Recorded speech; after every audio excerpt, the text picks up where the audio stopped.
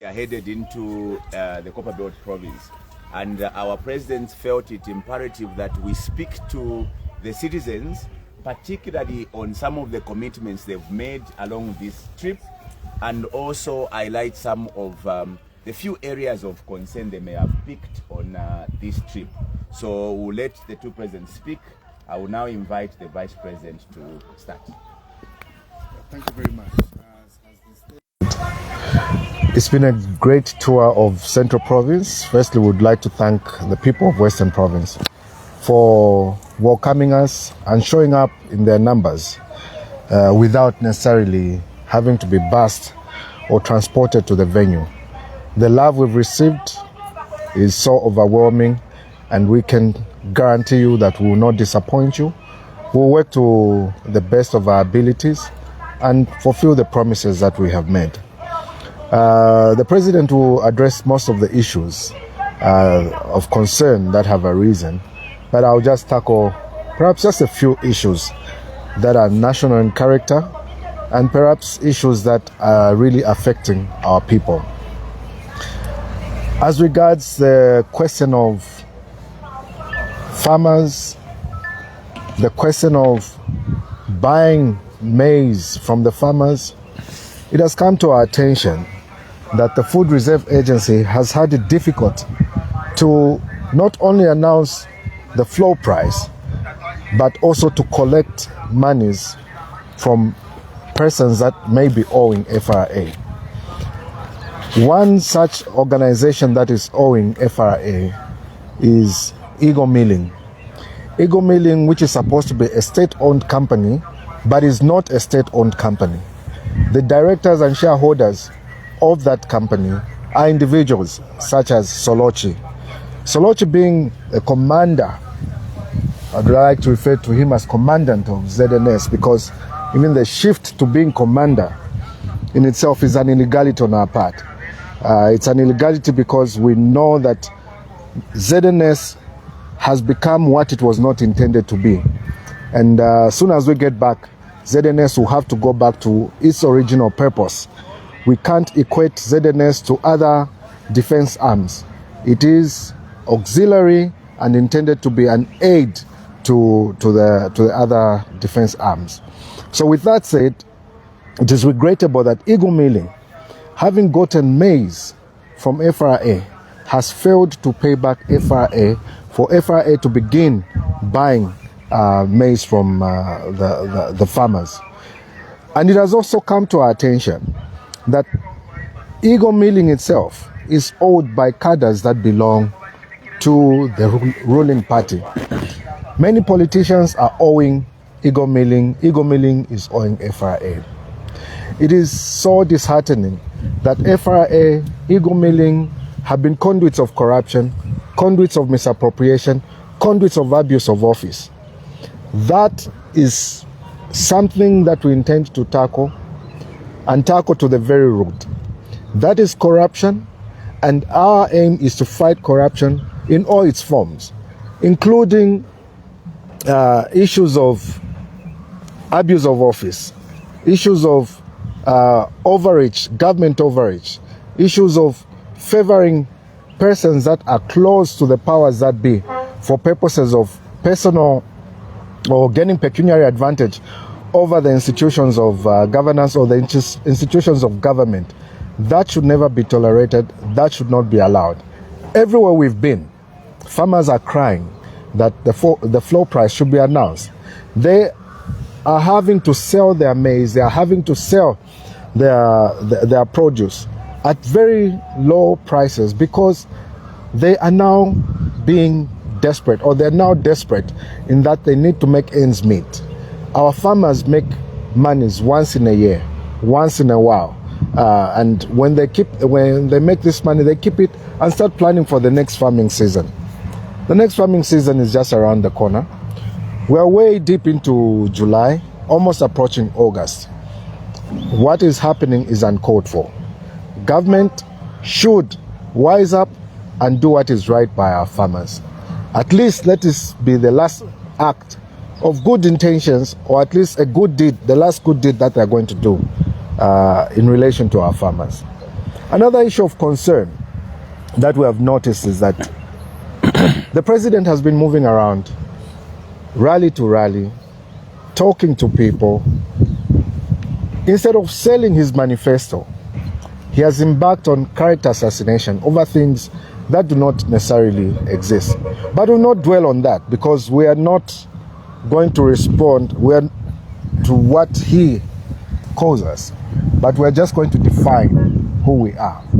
And we are a team that is committed to emancipating Zambia.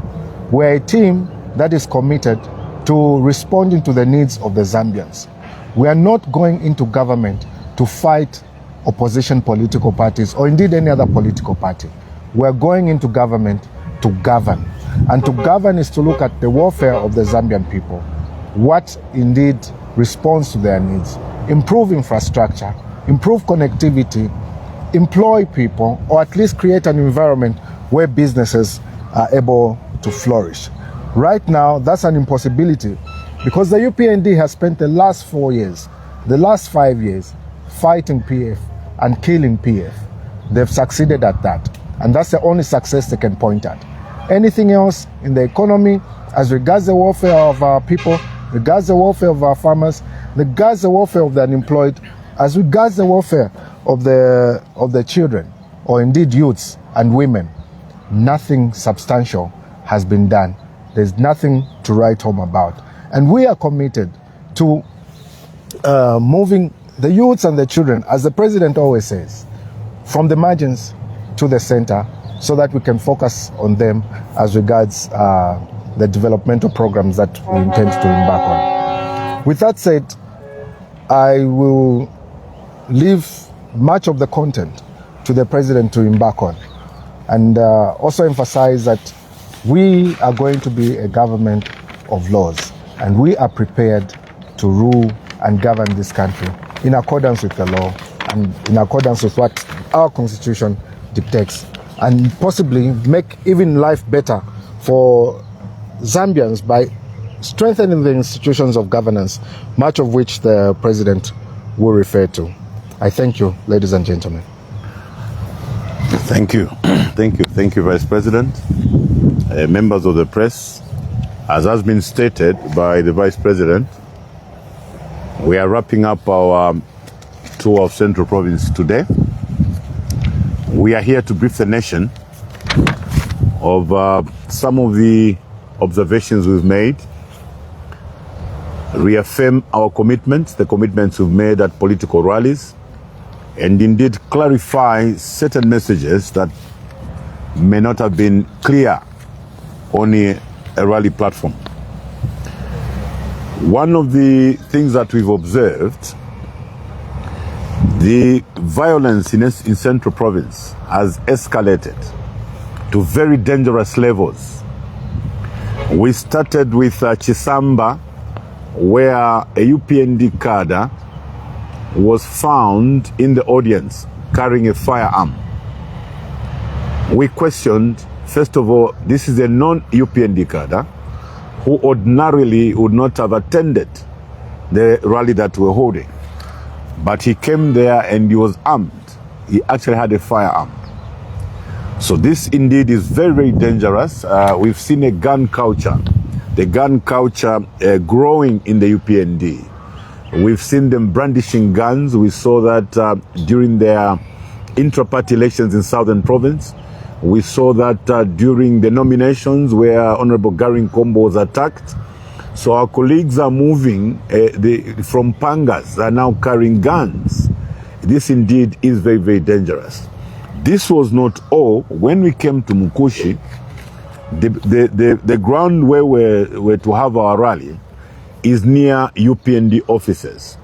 Again, a non-UPND cadre was seen brandishing a gun immediately before the rally. And we are therefore very concerned. We are concerned that in the UPND, they are embracing a gun culture. We know that they've been carrying pangas for a very long time, from the Mapatizia formula days. They managed to shield that, they managed to hide that and rub it onto the PF. and everybody believed that PF was a violent party. For those that may remember, from the Mapatizia formula, if you remember the elections in Mufumbe was between MMD and UPND. There was a lot of blood in that particular election because the UPND had moved in with pangas. They have never dropped their pangas. They have never stopped their panga culture. We wish to condemn the UPND for use of the pangas. That is why we always wonder when President Hakainde Hichilema talks about going back to the PF and going back to the pangas. It's not a question of going back to the pangas. The pangas in the UPND have existed from time immemorial. As a matter of fact, it's the UPND that introduced pangas in politics, and they have never abandoned them. What is most disturbing is that the president has never condemned the panga culture in his party. He has never condemned the gun culture in his party. We want to call on him to come out clean and condemn violence in his political party. We want him to come out clean and condemn the deaths that have occurred at the hands of violent political cadres within his political party. We are talking about 5 deaths. 1 in Kaputa. A number of people were arrested. Yet we know that particular death was as a result of UPND cadres differing over some money of some sort. They found it convenient to go after our members and arrested them. On the other side, when somebody was killed in Magoe, no one has been arrested up to this point. Nobody has been arrested. The campaigns have continued. ECZ has played a blind eye to that. 3 other people were killed in Kanyama by non-UPND cadres, and no one has been arrested. The president has not spoken to that. So we want to call upon President Hakainde Hichilema to come out clean. If at all he condemns pangas as he wants to appear, can he condemn the use of pangas by his political cadres? Can he condemn the use of guns by his political cadres, as the case was in Chisamba and indeed in Mukushi? So one of our members, Chester Kasonde, was brutally attacked here in Serenje by UPND cadres. To date, no one has been arrested. And President Hakainde Hichilema is quiet. And yet he wants to come out as a president of a peaceful political party. President Hakainde Hichilema, my dear brother, Zambians can see your cadres. Zambians can see how your cadres are hacking people each and every day. You cannot continue to hide, Mr. President. You cannot continue to hide. Come out and condemn violence so that Zambians, would believe you going forward whenever you want to appear to condemn violence. So we want to put it on record that the levels of violence in Central Province are extremely high. And the violence is caused by UPND cadres. We have had a record 45 rallies, no violence, no fights, right across the country. So even the cases we're citing, these were UPND cadres trying to disturb our rallies. So President Hakainde Hichilema, you've got that burden on you, and you've got to discharge it by condemning violence in no uncertain terms. Countrymen and women, in Central Province, we discovered that our farmers have been neglected.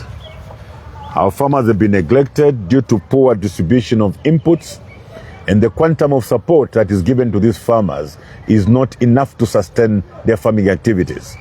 The farmers in Central Province are coming from a background where they were getting 6 bags, 8 bags plus legumes previously.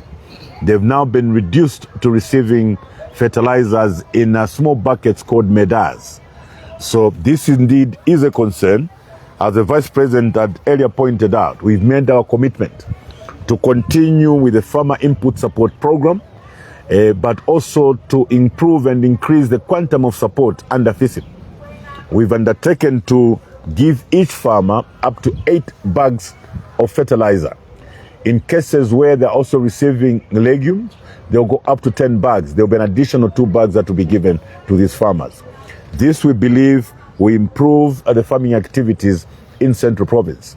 We are also looking at increasing support to other crops or farmers who are growing other crops. For instance, in Serenje, we've discovered that farmers are skilled at growing tobacco. We are closely studying that and trying to see how best these farmers could be assisted. Soybean farmers will also be included on that particular list so that we can increase the crops that are supported by government, as it were.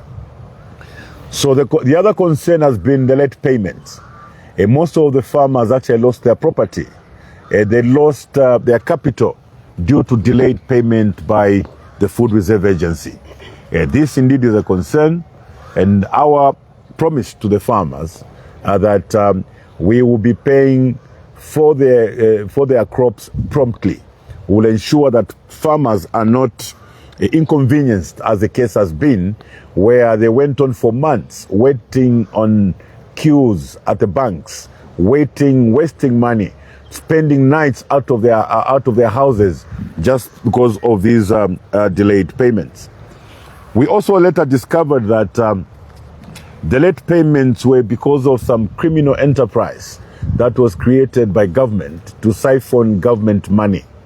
There's a list of UPND cadres and UPND supporters, some holding very high offices up to the level of speaker, members of parliament, ministers, media directors, name them, who corruptly and fraudulently got millimil from some enterprise called Ego, which was conveniently created to siphon money from government.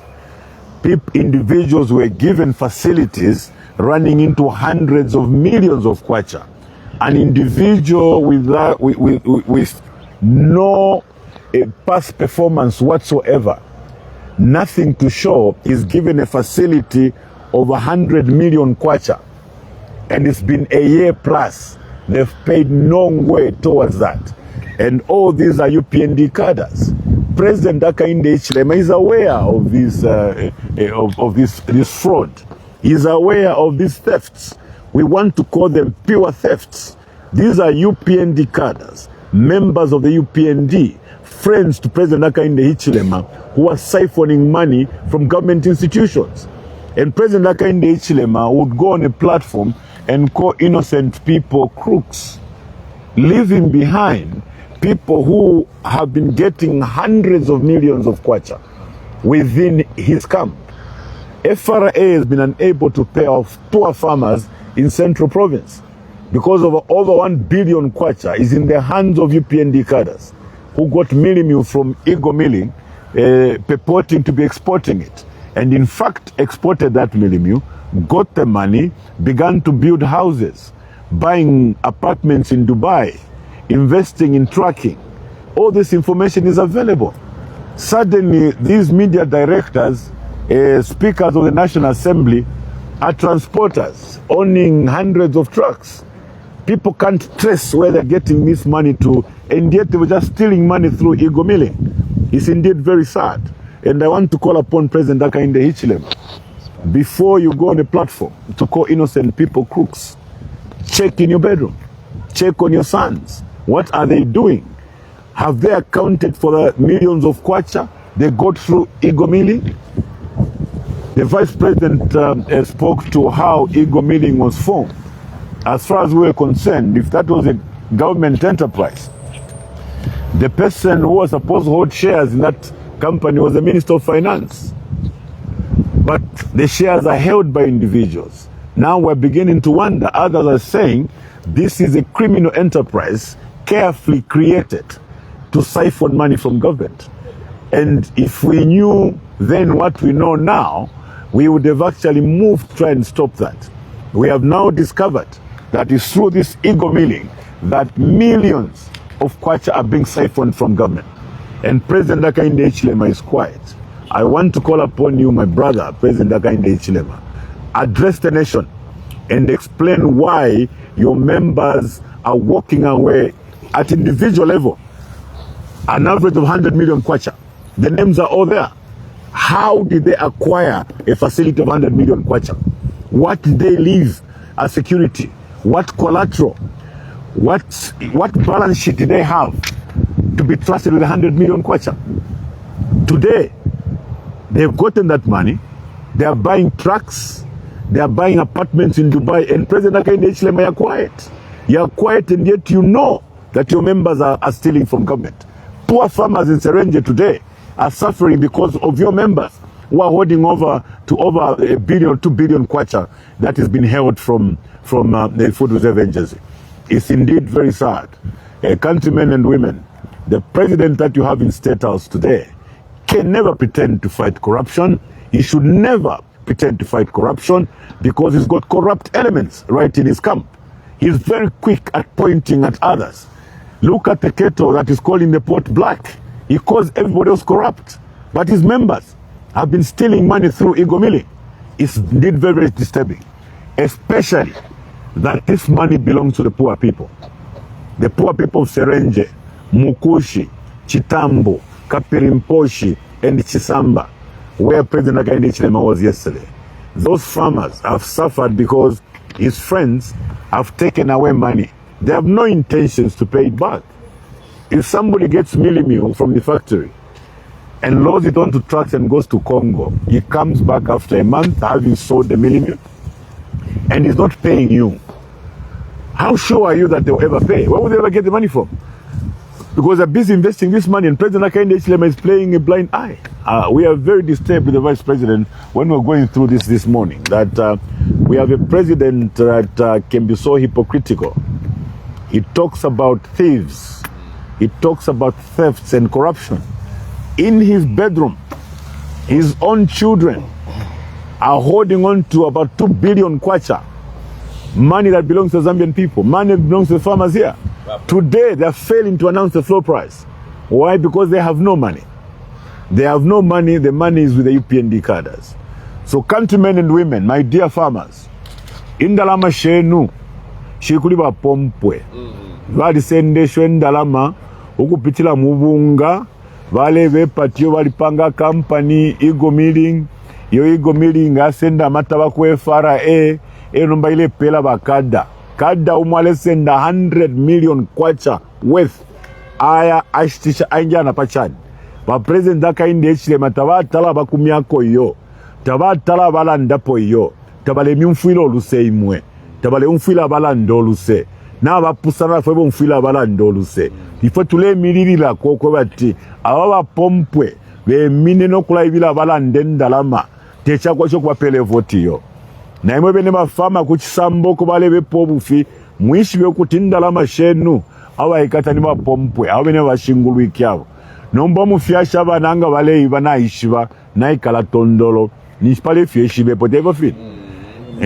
Umukalamba kutaka ni spy number 1. Spy number 1 nakano kuishiba taba nabeba. Elo uchina supervise na wa SSC. Elo uchina supervise wa SSC. Akano kuti wabekade nishpale fieshibe po. Kanyishi umufiashi nstadi waka ele yo. Kanyishi kula mutunganya nango kuti pale fieshibe po. Kuti nakwata molu wali mufile chitika. Yeah, so we are indeed very disturbed, and we know that they are busy looking for money. They want 2 weeks before the elections to come and pay farmers so that they pretend to be very swift. They convince the farmers that they've put money in their pockets. Farmers, do not be cheated. These are people that have tormented you. Don't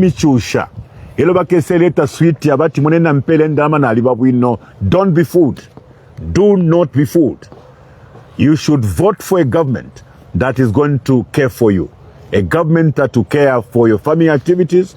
A government that will look at your plight. Not government ile michusha erasa tiyo mkwai tualimisaka mana tuampele fintu. So kanshi nangwale tendalama palas minute mutaba weshilu. Baukombola liyali apena. Sendeni fiendalama and vote wisely.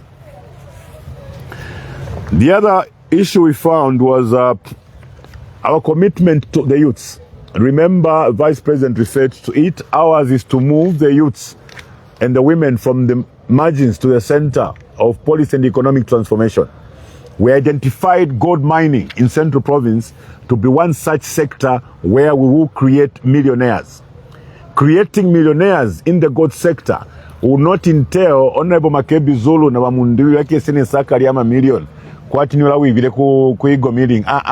We are not coming with millions to come and give to the youths. We are going to facilitate. Firstly, we are going to formalize the sector. We'll formalize the sector by making sure that we give them licenses and protect them from bigger players who many a time have been displacing our small-scale miners. We will not only give them licenses. The time we're giving them licenses, government departments would have surveyed these particular areas and established the quantum of material that exists in that particular area. So that will be the starting point of attracting an aggregator who's going to be a buyer, who's going to be a facilitator to these small-scale miners. To simply put it, walaba miner tuwapela ma license pa area epo tuchile survey tukavekata pama bokota tukavale kelele iyo filafine tukamono kutibai mine na tente bamba no ukwenda kubapela ba mashini bale imbilako nokwa kushitisha ma refinery yakaba mu pepi through an aggregator. That single measure, within 2 years, and I'll repeat, we will create millionaires in Chisamba area. There will be millionaires in Serenje from the gold mining, in Mukushi, in Kikonge, in Kanyelele, in Nyimba, and in Chipata. This is a promise that we make. There is nothing impossible about that. If other countries that have taken such measures were able to realize up to $10 billion within a year, our small-scale miners who will be mining that gold will get a fair share, a fair compensation for that gold. And it's because of that we know Kunoku Serenje, there will be youth millionaires that will start developing Serenje. So the bigger players that our friends have been focused on, we'll give them green fields to go and work, but we'll protect our youths where they're mining gold. They'll be properly protected. We'll formalize the sector, assist them to the end until they start their production. When they start their production, ensure there's a market to pay a fair price for their production. And that way, our youths will make their money right from where they've been working from all this time. So this is a promise that we make to our youths right across the country. Wherever there are resources, Big Brother will move in, the bigger will move in form of an aggregator to make sure that we see our youths through. Totally the bigger, right? The bigger is the bombe. Tafichila poba neyo. Tafichila poba nenu. Wale iwa bunga through Eagle Milling. Ifwe na wa Makebi tula pepa. Tatuiva. Ifwe bane pompe u point out munengo ole iva, you can't be in our government. Our names, so they are facilitating Mupompwe. If we Christian West about Pakanwa yo, to be Christian indeed. Our deeds are Christian deeds. So that wakasumine okwebati mwemba supporta besu mule isa mubu mfisolo mwaya ibobunga kuli ba Eagle Milling atwala mipokolo langa banenso abayo. Ifo bukabwala ata mwakave. Abena Zambia baletamfya bakabolala in this election. Let's all learn from there. But ababonse bakwatenda la mashabalanda to papata. We have pledged reconciliation, but we didn't say bakabolala bakaninda la mashabento abaleka hiyo. Bafirefe babwesha. Banenga mwalista matracts ambeni kushitisha muweshe nda mashabalanda to papata. Mwekesa tubepesha ufi ati mufimbila. Ninda la mashabalanda mfile mwabwesha. Mukwai lastly, my civil servants. Our civil servants, we want to give them assurances. We have undertaken to reform the civil service. We believe that police reform alone is not enough without state reform. We do not only want to change government, but we also want to change how government works. We want to start by reforming the civil service. We will depoliticize the civil service. We will professionalize the civil service. We will embark on a merit-based recruitment approach to make sure that the best brains are employed in government so that we're able to implement our policies going forward. So to our civil servants that are burdened with debt, we'll implement the debt swap so that you get some relief of your debt. We'll further look at your pension scheme. We want to reform the pension scheme. We tried the partial withdrawals and they have not worked. We have listened to the civil servants. The civil servants seem to be, more aligned to the lump sum payments. So we'll put up a flexible system that allows civil servants to either withdraw partially, but also give them an option to get a lump sum so that they can have some meaningful investment from their pension indeed. And to our civil servants again, a number of civil servants have not been upgraded in their positions after they acquired some further studies. We want to say that those upgrades, starting with the Ministry of Education, where we have over 50,000 positions awaiting upgrades, we immediately upgrade so that people are promoted and put in the rightful positions according to their qualifications, as it were. To the nurses, those that are volunteering, we've done a survey. There are a number of hospitals that were built by the PF dotted around the country. These are mini hospitals, district hospitals, and indeed health posts that have no doctors and nurses, as it were. So we'll make sure that we embark on a recruitment process to recruit especially those that have been volunteering. We immediately absorb them so they can continue to give health services to our people. But like we said yesterday, we will not end there. Our modus operandi will not be like that of President Hakainde Hichilema. We'll continue building hospitals so that even those people that are graduating, we continue absorbing them. We'll continue building schools, not 1 by 3 classroom blocks, no. We'll build schools so that we reduce the teacher-pupil ratio from 1 to 150 to 1 to 45 and 50 going forward. So teachers are guaranteed to be employed because we'll create your workplaces. We'll create your workplaces through building hospitals and building schools, as it were. And to our men and women in uniform, those that are there to defend us, we have not forgotten you. We know that the notch adjustment system has been stagnant for some time. Many of you have remained at the same notches for some time. So we want to make sure that we reactivate that so that, you sit at your proper positions and the proper salary scales. We know that you are the people that are protecting us and you need to be taken care of. You need to be looked after. Previously, you know that we built comfortable accommodation for you. We'll continue to build houses for men and women in uniform. We'll continue to make sure that your social amenities are reactivated to the extent that now even canteens don't work for our men and women in uniform. Their clubs are not funded. So make sure that all these social amenities that make your work easy, because we know your work is stressful. You're mainly in the bush and in the outskirts. You deserve to be taken care of. We'll make sure that we revamp these social amenities for you. So Mukwai, we just thought we could speak to the nation regarding... There's 2 more things. Yes, the Cancer Disease Hospital as well as the road network around the country. Yes. You may want to address that. Exactly. Thank you very much, Vice President. Yes, whilst others are stealing millions through ego milling, the cancer hospital remains dysfunctional. Very sad indeed. You can imagine, just pick one of these individuals, whether the media director who owes 80 million kwacha. You spend this 80 million kwacha at the cancer hospital, it will start working. Our people will be saved. Yeah. As a matter of fact, then you go maybe to one of the speakers. The 2 speakers are owing. One of the speakers, let's take the male speaker, is owing over 100 million. If you got the money that is owing and you spend it on equipment for screening of cancer and equipment for treatment of cancer, most of our hospitals today will be equipped. So we want to make this undertaking to the Zambian people, countrymen and women, that ours will be prudent use of resources. We'll make sure that the money that belongs to the people is properly employed.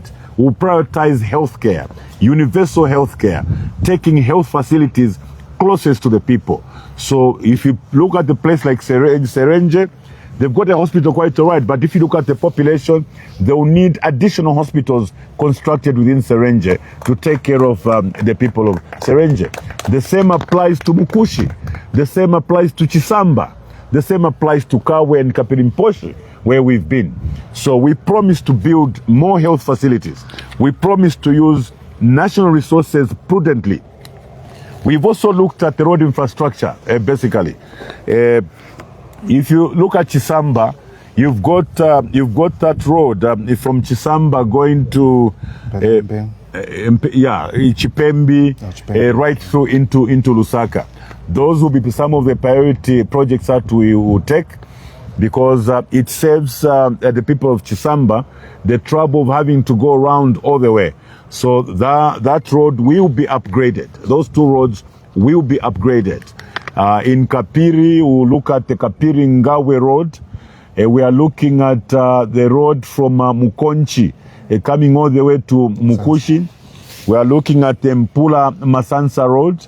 We are looking at the Masansa Mukushi road. We're also looking at the Piccadilly road from Kawe into Mukushi. These are key roads that we are going to look at going forward. Coming to Mukushi, we are looking at the road to Chivale that goes around. A road from the post office to what place is this? Kabundi, yes, from the post office to Kabundi. Yeah, so the road infrastructure, these are key roads, as a matter of fact. They are not only there for social purposes, they are also there for commercial purposes.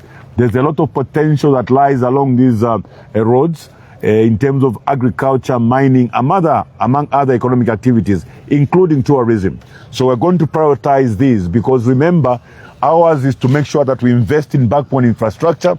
Once we've invested in backbone infrastructure, we should be able to industrialize. And once we industrialize, we create jobs for our people, including the people of Central Province. Yes. So countrymen and women, we just thought we could update you and brief you on how we're proceeding, with our visit to Central Province. Thank you very much. Colleagues, you know that we are constrained with time, so we may not take questions, save for maybe one question. If it's so pressing, we may take that question. Especially on the thefts by Ego Milling. Can we have that question? Your name, please? My name is Anna Mure from County. Anna, were you also speaking at the rally? Yes, I have two questions. Yes, but I'll ask as one, okay, since you say it's pressing questions. Of course, we have seen in our country for years that corruption is usually fought once that government is out of power. If none, or maybe one or two cases where public office holders are held accountable for their actions while they are still serving, what's that different thing that you think your government is going to do to ensure that, for example, in the case of the Ego Milling, where you take action as government, as they are still serving as public office holders? Secondly, we have two journalists who, one is from Millennium TV. He captured a video in a nightclub of people vibing to Mundubile song. And then another one, he recorded a conversation of individuals without their permission, but it was in relation to elections and voter protection, something like that.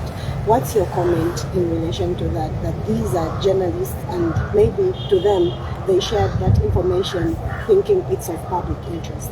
That last question. Okay. This one is coming from a media institution that is following us online. It says, Mr. President, many local businesses, especially small and medium enterprises, are struggling and are complaining under the weight of multiple taxes, levies and regulatory fees, which they are saying are forcing them to scale down or close altogether. If elected president, what specific reforms would your government implement to create a more favorable investment environment for Zambian-owned businesses while ensuring that the government raises enough revenue to fund public services? Mr. President, we only have 5 minutes for you to answer those three questions. Yes, Anna Mwila, you are talking about corruption is normally fought when people out of power. You know, they say the greatness of a nation is judged from its fidelity to the Constitution. You are lucky that you are voting into power two constitutional legal scholars that actually respect the Constitution. Ours is we respect the provisions of the Constitution. Now, one thing that we're going to do very differently, we're going to reform the Anti-Corruption Commission. One of the things we're going to do, for instance, is on reporting. The time the SEC will be giving a report to the President, they will also be handing over a report to Parliament and the Parliamentary Committee. This is to increase transparency, such that if my young man here, Smith, is in that SEC report and he thinks I'll save him because he's my friend, I will not be able to, because that report will also be sitting before a parliamentary committee. So that's one way that we're going to fight corruption, even when we're in government, even when it involves our people. So we would have warned all our ministers, would have warned our people to remain above board, because there will be nothing hidden under the carpet. We'll make sure that our dealings are above board. And one way of doing that, one is to make sure that we improve and reform the reporting methods of the SEC. And secondly, the anti-corruption will not fall under the office of the President, because we want to make sure that even the office of the President is checked by the Anti-Corruption Commission. So that's how we want to remain transparent in the dealings, in dealing with a corrupt. The issue on the journalists, I didn't quite pick it. Or did? Okay, so there is one journalist from Millennium Radio. Yes. He recorded a DJ in a nightclub where there was dancing. The people in the nightclub were dancing to Mundubile and Makebi song. Yeah. He recorded and posted it on social media. Okay. He has been summoned today by the police in relation to the social media. The details to that are not yet made public. The other one is Macpherson Mukuka of ZNBC. He was detained, I think, last week, Thursday, when he published a conversation of some United Party for National Development individuals who Civil were servants. planning on how they are going to engage presiding officers at polling stations to ensure that they influence how the voter counting is done. So, as an aspiring president, how do you think that infringes on the rights of journalists to either inform the public or just publish matters they think are of public interest? The Vice President will take, I'll take that. I'll take that. Thank you very much. Let me start by saying Macpherson Mukuka is a hero in this context. He's a hero because he has made public that which is of public interest. Zambians are interested in having a free and fair elections, a free and fair election. And if civil servants, or indeed those that are calling themselves friends of UPND or friends of the president, who are civil servants, are coming together to see how best they can subvert the will of the Zambian people, then we have a problem. It is for that reason that we need the Office of the Public Protector to come and be able to be functional. Then every form of misfeasance in public office will be checked. There will be accountability in government. It appears to us that President Hakainde Hichilema is okay with civil servants supporting him in his quest to become president, and if they express an opinion in favor of the opposition, it's a problem. The idea of going to the extent of having to employ people at a rally, at a political rally, because they showed up and they said, we are supporting you, then you employ them. That in itself is corruption. It's corruption in that you are procuring votes using your office by giving this handout called a job to a person at a public rally. So President Hakainde Hichilema is as corrupt as all those civil servants that are hoping to assist him by coming together to see how best they can subvert the will of the people, or indeed support him to get more votes. That is not how our government will work. We shall ensure that institutions of governance, or indeed the civil service, is reformed to be able to respect the law, to stay in their lane, to do what is right, without putting on them a duty to say, if you do this, you'll be promoted. Promotions will be on merit. Giving of jobs will be on merit. And those that are being employed at rallies, we're not saying that when we come, we will take away that employment. Be happy that the first salary will be paid by President Mundubile.